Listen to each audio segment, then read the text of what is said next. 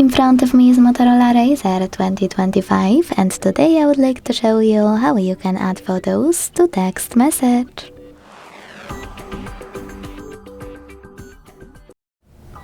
Begin by launching messages and selecting or creating a chat.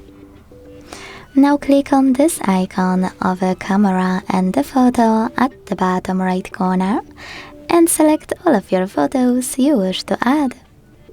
If you can't find them here, you can always select Photos, find your photo and tap on it to attach it.